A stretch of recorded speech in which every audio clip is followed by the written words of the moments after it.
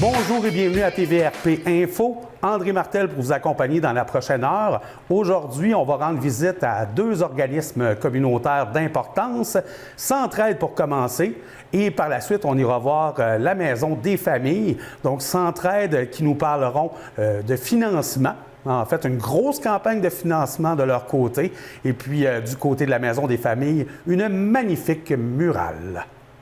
C'est un plaisir de vous rencontrer toutes les deux aujourd'hui.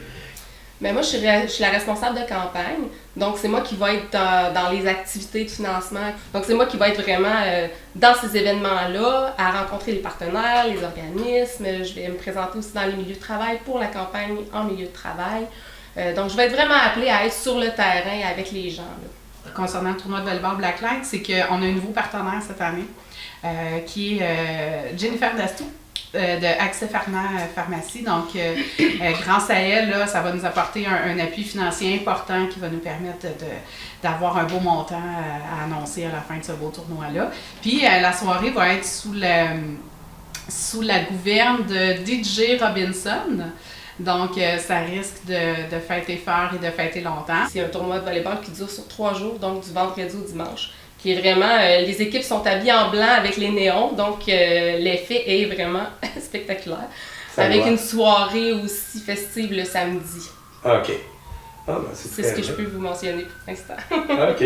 Vous avez lancé tout récemment une nouvelle campagne de financement. Ça, je pense que c'est votre grosse campagne de financement, si je ne m'abuse. Bien, tout à fait. Centraide, dans le fond, chaque année, on tient une campagne de financement qui débute fin septembre et qui se termine à la fin janvier. Donc, toutes nos énergies sont vraiment à ce moment-là de l'année où on fait beaucoup de visibilité, beaucoup d'activités, notamment pour rayonner dans la communauté. Et effectivement, on a annoncé un objectif important là, lors du lancement de la semaine dernière qui est de 1 million de dollars pour cette campagne-là. Un très gros chiffre. Vraiment, c'est ambitieux. On a 4 coprésidents d'honneur qui sont très ambitieux également et qui, avec moi, ont pu constater les besoins dans la communauté. Chaque année, on évalue là, avec les organismes communautaires notamment et via les fonds, les autres fonds soutenus par Centraide, quels sont les besoins et ils sont à 1 million de dollars. Donc, ils se sont dit, on doit faire tout ce qu'on peut pour pouvoir atteindre ce montant-là pour aider à la hauteur des besoins. Là. Et le besoin qui serait grandissant. Est-ce que d'après vous, ces besoins-là peuvent être liés d'une certaine manière au coût de la vie qui est en train d'exploser? On s'entend que même les jeunes, c'est rendu qu'ils se battent quasiment pour une livre de beurre quand elle est en spécial chez Maxi. Donc, on voit de tout bord, tout côté, des prix grimper, des familles commencer à suer, si je peux le dire ainsi. Donc, est-ce que vous pensez que ça peut avoir justement le fait que le coût de la vie explose autant? Bien, il y a plusieurs impacts en fait. Oui, ça, c'est pas négligeable. Là, puis on le voit chez Centraide, il y a une recrudescence incroyable.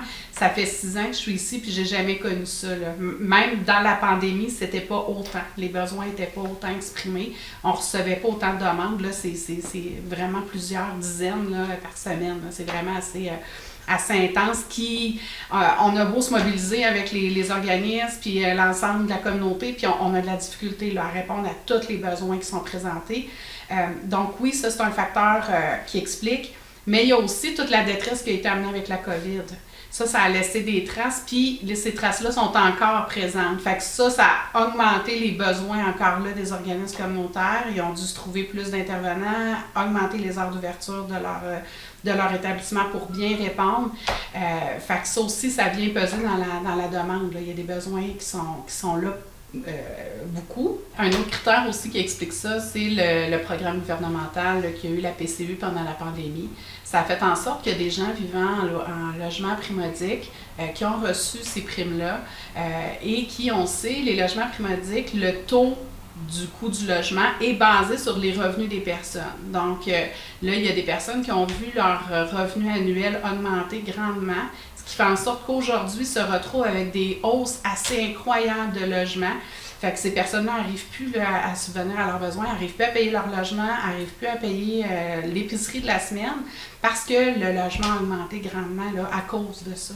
Parce que, dans le fond, même si la PCU était temporaire, on va accumuler quand même la PCU au revenu entrant de la famille, donc ce qui va augmenter même si le revenu n'est plus encore là. Donc, tout à fait, parce que le calcul est toujours basé sur l'année précédente, sur les rapports d'impôts de l'année précédente. Fait que là, on est sur l'année dernière, en fait, là, où il y a des gens qui avaient encore des entrées d'argent importantes, puis c'est ça que ça vient biaiser un petit peu les montants de revenus familiales. Fait que ça aussi, on le note beaucoup. Là. OK. Centraide parraine plusieurs autres organismes dans la région. Est-ce que vous pourriez me nommer d'autres organismes qui ont ressenti un peu cette difficulté, cette demande grandissante?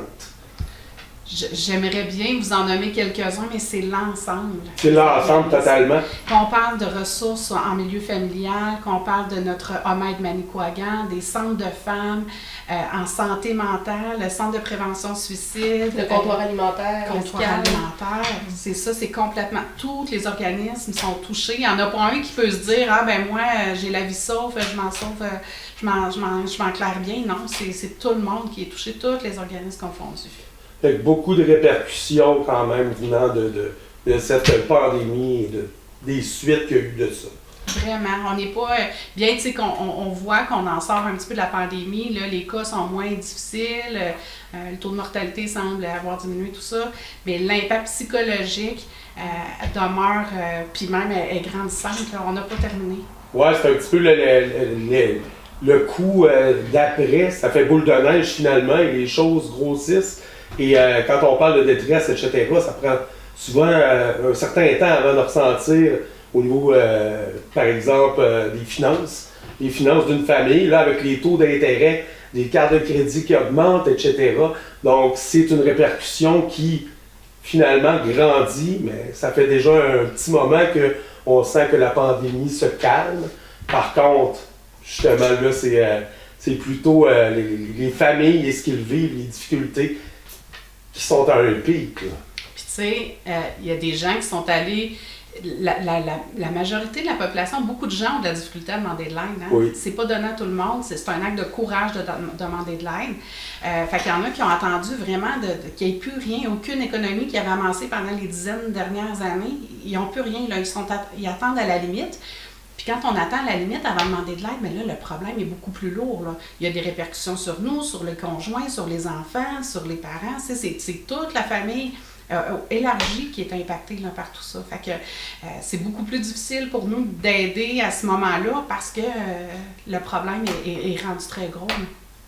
Croyez-vous que vous allez réussir à relever le défi? Parce que là, il y a un défi au niveau d'une grande somme monétaire. Les besoins sont là, mais croyez-vous que vous allez réussir à passer à travers ça et à aider la population de la Manicouagan? Moi, je crois. Vous savez, notre population est la 2e au Québec, meilleur donateur en prorata, là, si on calcule le taux de population versus les dons moyens qui sont donnés.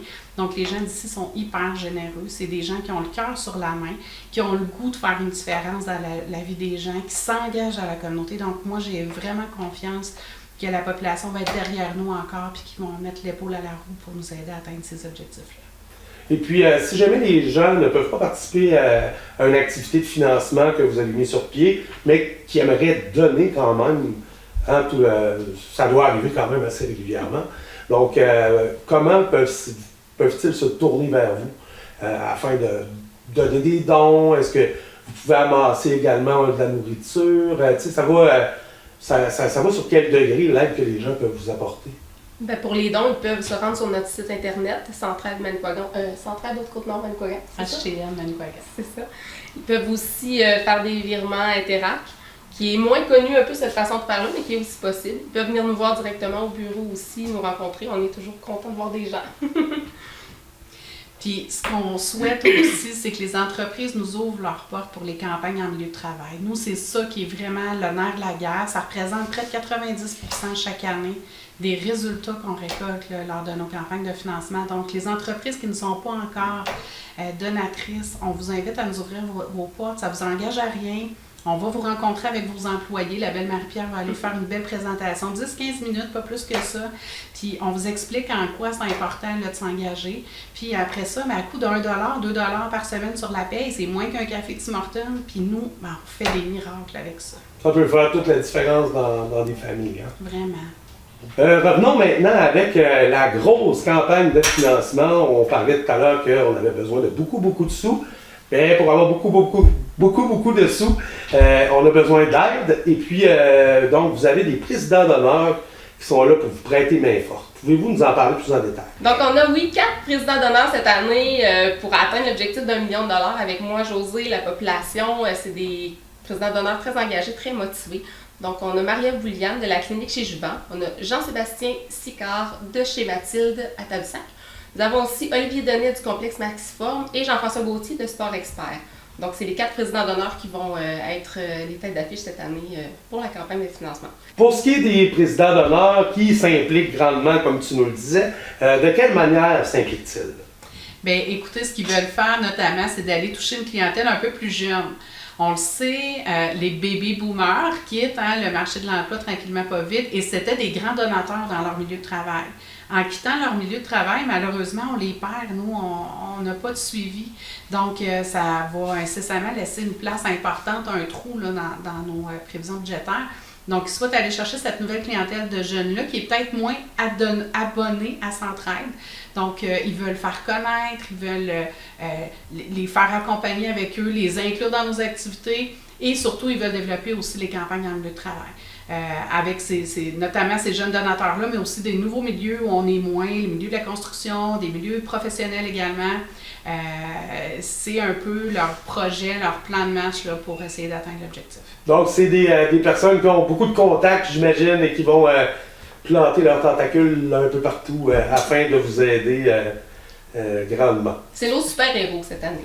C'est les super-héros. Génial. Et puis, pour ce qui est de Centraide, y a-t-il d'autres activités j'ai entendu parler de des trucs? Il y a aussi le défi But Centraide avec le Drakkar de Bécomo qui revient à partir du 1er octobre. On a aussi le tournoi de hockey de rue Carrefour Chevrolet qui va être le 7 janvier. Et notre gala Saveur du Monde qui revient le 29 janvier, qui va être la clôture de la campagne. Donc, c'est là qu'on va dévoiler le montant obtenu dans la campagne. Tout en dégustant des saveurs du monde, j'imagine. Exactement. Ça donne le goût. Josée, il y a un nouveau service qui a récemment vu le jour. Peux-tu nous en parler? Bien oui, avec plaisir. C'est la ligne 211.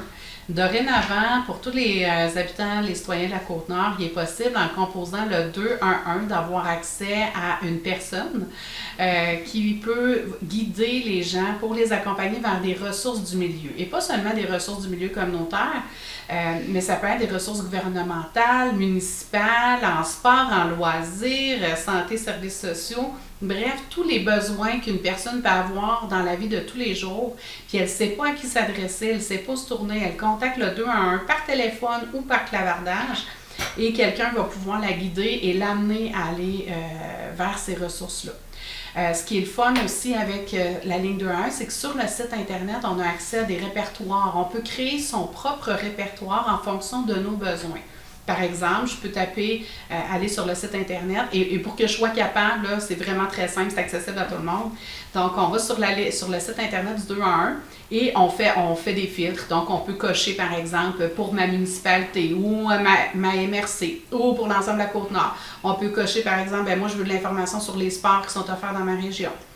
Ou j'ai besoin d'aide alimentaire, quels sont-ils? Fait que je fais juste des petites coches comme ça et il me sort un beau répertoire que je peux imprimer au besoin ou que je peux inclure dans mon téléphone cellulaire ou autre. Et là, ça me donne toutes les coordonnées des organisations qui peuvent m'aider. Magnifique. Je pense même que moi, je vais m'en servir. Tous les nouveaux arrivants dans la région notamment, là, c'est vraiment un service qui était attendu, qui était demandé de toutes parts. Donc, on est super heureux de pouvoir l'offrir. Très beau service, sincèrement. Merci. Donc, si jamais on veut vous rejoindre, on veut avoir plus d'informations par rapport à Centraide, j'imagine que vous devez avoir un site Internet? Oui, site Internet, www.centraidehcnmanicouagan.ca. On a notre page Facebook aussi qui est très active. Numéro de téléphone, des courriels, on est très, très, très facilement joignable et on est au 858 de Pigeon, bureau 301. On a réussi à le trouver, nous. Vous êtes capable également. Super, merci beaucoup à vous deux. Ben, merci. Et puis, longue vie à Centraide. Merci. J'ai la chance d'être accompagné de Stéphanie Saint-Gelais, qui est la directrice générale de la Maison des familles. Ça va bien? Ça va bien. Toi? Oui, ça va bien, malgré un temps quand même assez pluvieux. On s'entend, il en a tombé pas mal. Mais là, on va mettre un petit peu de soleil dans votre journée avec de l'art en barre. Donc, une murale sur les murs de la Maison des familles. Oui, dans le fond, on a fait l'inauguration, ça fait quand même une semaine et demie. C'est un projet qui date quand même de la semaine de la famille qui est que la ville de Bécomo tient durant la semaine de relâche. OK. Puis nous, dans le fond, avec Marie-Claude Dubé, qui est une artiste, mais aussi enseignante en art visuel et histoire de l'art au Cégep de Bécomo, on avait une idée de collaboration, d'intégrer en fait l'art avec la famille. Puis tu sais, pas juste les enfants, inclure le parent aussi. On a brainstormé ensemble avec Marika aussi de la ville de Bécomo pour arriver, il y a eu tout plein d'idées, pour arriver à une murale. Donc, on a commencé à faire déjà une activité à la Semaine de la famille et le but, dans le fond, c'était de faire connaître c'est quoi une démarche artistique. OK. Pour en fait, un jeune qui aimerait devenir un artiste ou un qui veut découvrir ça, tout simplement. C'est vraiment, on y allait de toute bonne foi. At large. Exactement. Et là, on avait un groupe cible, très honnêtement. Tu sais, on voulait pas avoir que des filles, on voulait pas avoir que des enfants de 12 ans. Et naturellement, il y a eu des enfants, un garçon de 6 ans, une fille de 11 ans, tout ça. Fait qu'on a eu vraiment un beau mélange d'inscriptions. Et ce groupe-là, dans le fond, a eu la chance d'avoir des activités / ateliers artistiques avec Marie-Claude Dubé 5 fois. OK. Donc, ça s'est vraiment tenu sur une longue distance. Et dans le fond, le but, c'était que Marie-Claude puisse exprimer c'est quoi une démarche artistique à ces enfants-là. Et elle se nourrissait de ce que les enfants faisaient ou découvraient pour, elle, créer la murale. Oui, parce qu'on sait que les enfants, c'est l'imagination et ils débordent de créativité. Donc, ça devait être très inspirant pour elle, on s'entend. Non? Totalement. Donc, rapidement, il y a eu des idées qui ont émergé. Et là, on parle beaucoup de l'enfant, mais le parent est invité aussi à participer. Puis, ça a fait en fait qu'il y a eu des échanges, puis il y a eu des moments vraiment de proximité, je vais dire ça comme ça, autant avec l'enfant avec son parent, mais aussi avec l'art, puis avec la nature, parce que c'était ça le but aussi, c'était la murale, de la façon qu'on le voyait, c'était qu'on voulait que ce soit artistique, mais on voulait que ça nous représente, nous, la Maison des familles, Centre de ressources périnatales, mais aussi ça représente la Côte-Nord. Okay. Ça représente où est-ce qu'on est. Fait que naturellement, ça a été nécessaire de sortir de pas juste que ce soit dans nos locaux. On est allé à l'extérieur, on est allé à la plage, on a fait une petite randonnée dans un sentier, puis on devait photographier des choses qu'on voit toujours, par exemple, mais qu'on se disait, OK, tu sais, là, on prend le temps de regarder puis de voir comment la nature peut apporter sa petite touche artistique. On va dire ça comme ça. Fait que les enfants avaient des objets, par exemple, à garder. OK. Et avec ces objets-là, ben, Marie-Claude s'est inspirée pour créer une super murale, d'ailleurs. OK. Qui j'imagine, a été peinte par tout le monde? C'est un collectif ou seulement Marie-Claude? Bien, en fait, c'est Marie-Claude qui l'a fait dans toute sa totalité. Les enfants, en fait, ont été invités à déposer une signature qui était leur empreinte de main sur la murale. OK. Par contre, les silhouettes que vous allez voir, ce sont les silhouettes des enfants. Fait qu'il y a eu une partie où on parlait, par exemple, de la photo, où on parlait de mouvement dans la photographie et l'enfant pouvait prendre la pose, plusieurs poses même encore. On s'entend qu'il n'y avait pas juste une pose. Ouais. Et c'est ce qui fait, dans le fond, que les silhouettes que vous allez retrouver, c'est les silhouettes des enfants, mais avec le dynamisme qu'il apportait à l'atelier. Oui, c'est coloré. On sent que c'est flyé, c'est beau, c'est connecté. Oui. Hein? C'est très bien. Et puis, j'imagine que les enfants ont pu justement toucher à l'art et peut-être que ça aura créé des grands artistes pour plus tard. Bien, je vous mentirais pas qu'il y en a une, entre autres, à qui je pense que, tu sais, elle avait un réel besoin de connaître une artiste, ce qu'elle faisait comme travail, c'est quoi être une artiste, tout ça. Puis ça a juste encore plus envenimé, plus alimenté en fait son désir de découvrir c'est quoi l'art. Puis elle travaillait déjà bien manuellement avec le pinceau, le crayon, des trucs comme ça. Fait que ça l'a juste encouragée, en fait, dans son cheminement. Fait que déjà, faire connaître c'est quoi les arts, puis avoir semé une belle grosse graine, comme tu dis, ben ça, c'était vraiment notre but, là. Ouais. Est-ce qu'il y a eu des moments plus forts que d'autres à travers cette démarche-là? Est-ce qu'il y a eu, disons, exemple, une partie où vous sentiez que les jeunes étaient bourrés d'étincelles puis que ça vibrait fort, si je peux dire ça? Bien, je vous dirais que le premier atelier a été assez intense parce que, tu sais, ça en était un bon. Puis on expliquait c'était quoi la démarche. Fait que là, on aurait dit, dans le fond, que les enfants ne savaient pas trop dans quoi ils s'embarquaient. OK. Puis là, ils se sont questionnés, mais naturellement, tu sais, ils ont fait quelque chose qui répondait à ce qu'on s'attendait d'eux. Fait que c'était vraiment, je vais dire, curieux. Et la deuxième, ben pas la deuxième, mais une autre sortie, ça a été celle à la plage, où là, on est allé sur la plage Champlain à marée basse, puis on observait tout simplement ce que la nature nous offrait en prenant des photos, en ramassant ce qui était pour nous représentatif d'être reproduit, mettons. Puis on voyait vraiment, tu sais, des belles diades entre parents. Puis enfants. Moi, c'est sûr que le côté artistique, Marie-Claude te dirait probablement d'autres choses. Mais moi, là, tu sais, tout ce qui est le lien d'attachement qui s'est créé entre le parent puis l'enfant, tu sais, c'était des moments, c'était vraiment un moment, un prétexte pour passer ce temps-là avec... puis pour moi, ça remplissait totalement la mission de la Maison des familles. Fait que moi, c'est mes deux moments préférés. Naturellement, quand on a fait... le dévoilement de la murale, tu sais, là, tout le monde était là, puis tu sais, les enfants étaient fiers de voir le travail dans lequel ils avaient contribué, tu sais, puis on les a remerciés chacun, puis sur la plaque que vous allez voir, tu sais, leur nom est là, fait que tu sais, ça va rester, tu sais, dans 20 ans, la murale va être encore là, fait qu'ils vont avoir 30 ans, ils vont pouvoir apporter leur enfant pour dire, ben regarde, là, tu sais, j'ai participé à ça, là, fait que... Puis ça vient créer un sentiment d'appartenance aussi, autant avec l'organisme puis avec l'artiste, puis c'était vraiment chouette, honnêtement. Oui. Puis cette démarche-là, s'est échelonnée sur combien de temps? D'après moi, ça a été quand même un processus assez long. Oui, bien dans le fond, c'est ça. On a commencé dernier en février, début mars. Puis on a fait le dévoilement début octobre. OK. Oui, c'est ça. Fait que ça s'est échelonné quand même assez sur plusieurs mois. C'est environ, je dirais, un atelier par mois qu'on a eu. Puis c'est ça. Il y avait vraiment... c'est ça.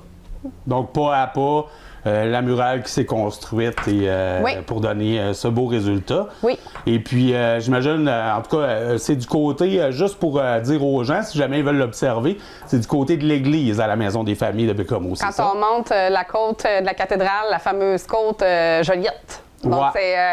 on la voit. On peut pas la manquer. On peut pas la manquer. Elle est là.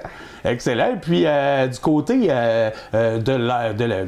de l'œuvre d'art en tant que telle, c'est comment que c'est fait? Parce que là, ça doit être un peu à toute épreuve. On s'entend que les hivers rudes nord-côtiers et la pluie comme ce qui nous tombe sur la tête en ce moment, ça peut affecter, j'imagine, une œuvre d'art comme ça. Bien, dans le fond, c'est vraiment la partie on a une super de belle collaboration avec le Cégep de Bécomo. C'est eux qui ont fait l'installation, en fait, de la murale. Puis, tu sais, ça a été pensé qu'on voulait pas que le bois pourrisse. Puis, on voulait qu'il perdure dans le temps naturellement. Fait que c'est sûr que, tu sais, quand vous allez venir voir la murale, il va y avoir un espace, en fait, entre la murale et le mur, justement pour que ça respire. OK, oui. Donc, ça va aider à maintenir la murale le plus longtemps possible. Et je crois que Marie-Claude a mis 3 à 4 couches de vernis partout. Là. Fait que ça, on devrait être bonne pour que ça continue encore des dizaines d'années. Oui, Ouais. puis j'imagine qu'il y a toujours moyen de la revernir éventuellement Totalement. si jamais ça ne fonctionne pas trop. Totalement. Ah, ben excellent. En tout cas, j'espère qu'elle pourra embellir notre ville pendant longtemps. Et puis, c'est une très belle idée. Félicitations, sérieusement, d'avoir pensé à ça. Et sur ça, ben, as-tu quelque chose à ajouter? Si les gens veulent voir la murale, par exemple, qui ne peuvent pas se déplacer, est-ce qu'on peut aller voir ça sur un site Internet? La ville de Bécomo l'a affiché sur son site Internet. Je ne sais pas si elle est encore là, par contre, mais c'est son accès aux réseaux sociaux. La Maison des familles l'a partagé, le journal Le Manic également l'a partagé. Sinon, ben, ça se passe au 985 boulevard Joliette. Ce que j'ai envie de dire en finissant, c'est que c'est un début de quelque chose. Ouais? Ouais. Oh! On a vraiment aimé ça, travailler ensemble. Puis là, on sait qu'on veut faire d'autres choses. On sait pas quoi, mais c'est un début de quelque chose. Fait que histoire à suivre. Exact. Merci beaucoup, Stéphanie. Merci à vous autres.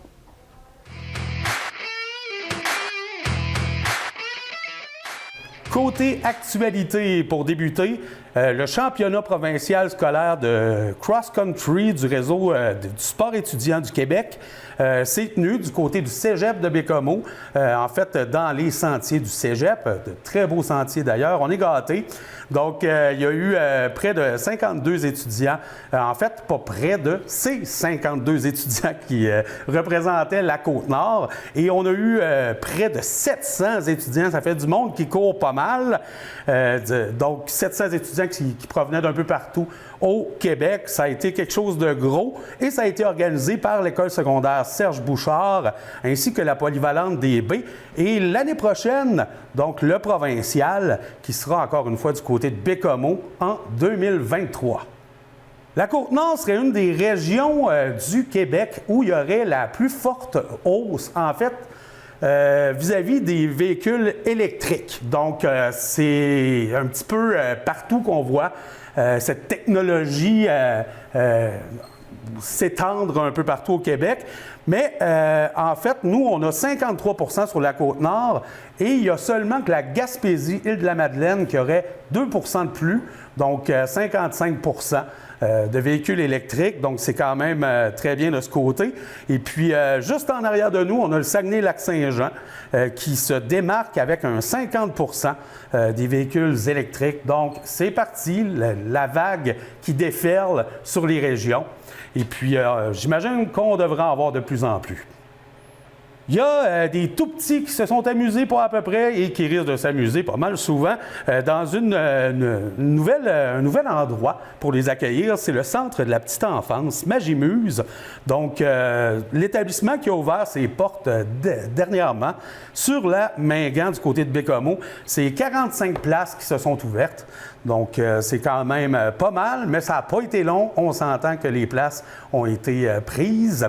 Donc, c'est ça. On risque de voir éventuellement de plus en plus de CPA ouvrir. On sait que c'est un petit problème, les places en garderie. Mais en tout cas, du moins, il y a 45 enfants qui vont pouvoir s'amuser et pas à peu près du côté de ce petit centre.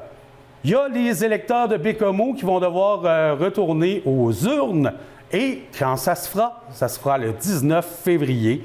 Donc, il va falloir bien sûr élire la prochaine personne qui occupera le poste de maire de Bécomo. On sait que Yves Montigny, qui s'est présenté aux élections, a remporté et à la minute qu'il a prêté serment, donc automatiquement, il démissionnait de la mairie de Bécomo. Donc, à partir de là, les gens qui vont pouvoir déposer leur candidature à partir du mois de janvier. Donc, bonne chance, mesdames et messieurs, si vous avez l'intention de vous présenter comme maire. Maintenant, du côté de la boîte culturelle, il y a eu un show qui a pogné pas à peu près et je pense que c'est un peu une fièvre grandissante. D'ailleurs, on avait parlé à Tommy, qui est le président en fait, du CA de la boîte culturelle. Et puis, il nous a dit justement, les spectacles de drag queen, c'est quelque chose. Eh bien, il y en a eu plusieurs qui ont pu en profiter et qui en ont eu la preuve. Donc, c'est un peu un spectacle de n'importe quoi, multiples talents. Donc, lip-sync, humour, que ce soit du vrai chant. En tout cas, c'est très diversifié et c'est un peu une mode qu'on voit de plus en plus s'étendre. Donc, de plus en plus sur la Côte-Nord, on risque de voir ce type de spectacle qui, à ce qui paraît, est incroyable. Ça a l'air que ça lève pas à peu près. Maintenant, une personne qui est en forme et tout qu'un aventurier, quand même assez âgé, mais très en forme. Un monsieur de 73 ans qui parcourt la Côte-Nord, notre belle Côte-Nord. Il est chanceux pareil, hein? Donc, il parcourt notre belle Côte-Nord en vélo et en canot. Donc, un canot de 250 livres qui traîne en arrière de son vélo quand il fait pas trop beau. Donc, il se promène, il tire ça avec... puis, on s'entend qu'il y a des grosses côtes. hein? Donc, sur la Côte-Nord. Donc, le monsieur de 73 ans qui a de très bonnes jambes et un bon cardio. Donc, quand il fait beau, il se lance plutôt à la mer avec son canot. Et par la suite, il va retourner en vélo si jamais la température n'est pas propice à faire du canot. Donc, il est en train de parcourir toute la Côte-Nord. C'est un passionné et puis une personne, on s'entend, qui est en forme. Je suis pas mal sûr qu'il est plus en forme que moi, d'ailleurs. Tourisme Côte-Nord qui a remporté les grands honneurs dans la catégorie communication et marketing lors du Gala des prix Excellence Tourisme 2022. Félicitations! Donc, l'organisation qui est récompensée pour sa campagne, qui est intitulée « Il y a une Côte-Nord pour chacun de nous ». Donc, une offensive publicitaire qui a été lancée par une intégration à l'émission « Ça finit bien la semaine » qui misait sur la porte-parole de Tourisme Côte-Nord, Julie Bélanger. Donc, la Côte-Nord qui se démarque de ce côté-là. Et puis, on s'entend que c'est pas la première fois. L'an dernier, ils ont remporté le même prix.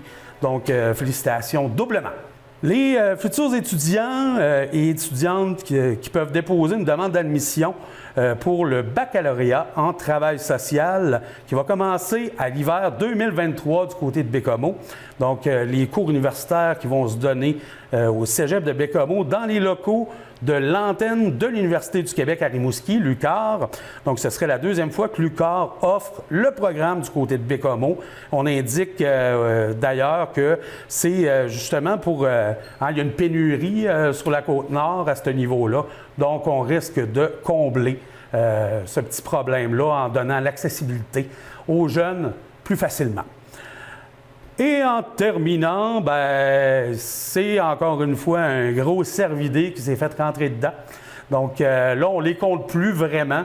C'est assez fréquent, puis c'est bon qu'on en parle quand même pas mal parce que en automne, comme on le vit en ce moment, les orignaux qui traversent les rues à des moments inattendus.